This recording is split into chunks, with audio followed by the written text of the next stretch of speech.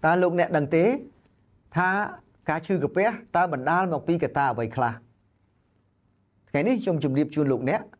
cá chư cà pé ti mùi một pi mê rô đà rồi lịa là không cà pé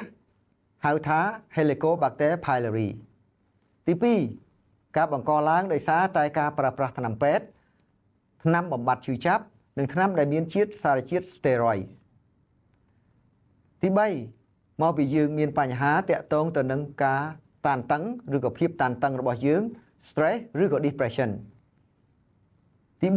4វាអាចមកពីយើងទទួលទានស្រាឬក៏ជក់បារីប្រើប្រាស់ថ្នាំជក់យូរអង្វែងទី5ទម្លាប់អេរយាបថរបស់យើងមួយចំនួននៃការហូបចុករបស់យើងវាអាចជាកត្តាបង្កឲ្យយើងឈឺក្រពះទាំងនោះមានការញ៉ាំអាហារប្រៃពេកជូរពេកហឹរពេកនិងគ្រឿងពិបាករំលាយជាដើមប្រសិនបើលោកអ្នកបានយល់អ្វីដែលខ្ញុំបានជម្រាបជូននេះហើយមិនចង់កើតទៅជាបញ្ហាកាពះសូមចាក់ចេញពីទម្លាប់ទាំងអស់នេះ